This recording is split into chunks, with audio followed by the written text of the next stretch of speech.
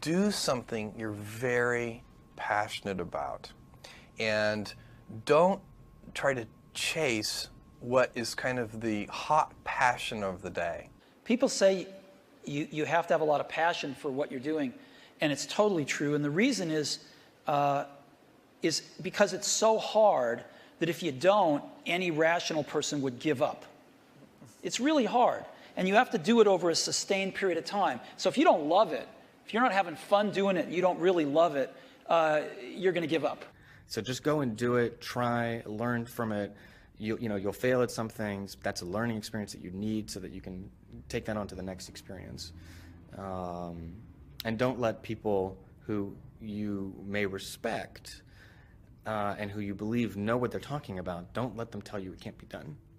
Because often they will tell you it can't be done, and it's just because they don't have the courage to try it. I think people that look for great ideas to make money aren't nearly as successful as those who say, okay, what do I really love to do? What am I excited about? What do I know something about? What's kind of interesting and compelling? It's very rewarding when you work on something you think is going to make a big difference.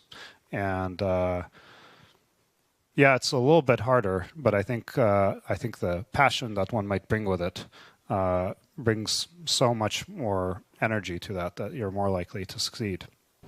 You have to have an emotional investment in what you're doing. If you don't love what you're doing, failure is pretty much guaranteed. Success is not guaranteed by any means, but failure is much more likely if you don't love what you're doing. If you know exactly what you want to be, you need to spend as much time with people that are actually that already. One of the things that I do is I question a lot of things.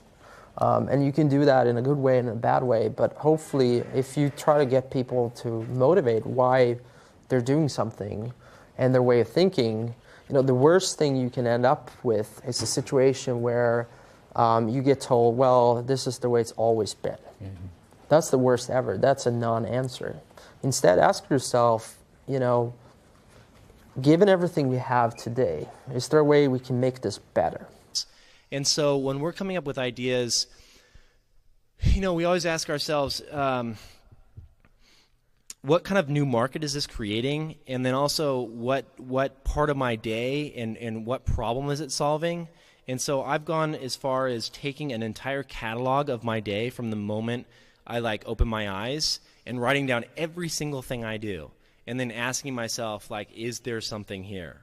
If you're not coming up with 10 ideas a day, that's why I have this thing. If I'm not filling up this page every single day, then my idea muscle will atrophy. And I started this in 2001, and I still do it every single day. You have to come up with ideas every single day, or the idea muscle atrophies. The good news is, after about 6 months of doing that, you're like a machine. People get surprised at how many ideas you could just have anywhere. But understand that naturally nobody is interested in your idea. The world could care less, and you have to persuade them, and you have to show that you're the one person out there that can do it. When it comes to changing the world, what I learned from Steve Jobs is, if you believe in a Macintosh, if you believe in iPhone, iPod, iPad, if you believe enough, then you will see it. Because other people will believe in it. Other people will create software. Other people will create products. So you need to foster the belief in what you are dreaming so that it becomes a reality, which is very different than saying, I don't expect anybody to believe it until I see it. You need people to believe it before they can see it. Don't necessarily think that you have to have the home run and the huge Apple computer on your first start. I spent a long time in my life with skills just building little devices for fun. For fun is one of the key things, because that drives you to think and think and think and make it better and better and better than you ever would if you're doing it for a company. Build things at first for yourself that you would want. For somebody aspiring to take things to the next level or to even surpass their wildest dreams, there's always going to have to be an element of luck, but I think more important is putting yourself in a business that can be ubiquitous, that really doesn't have limits. Because otherwise, there's always going to be a grind to it. But if the business, if it can't be something that you can visualize every business using or every consumer using, it's going to be tough to scale.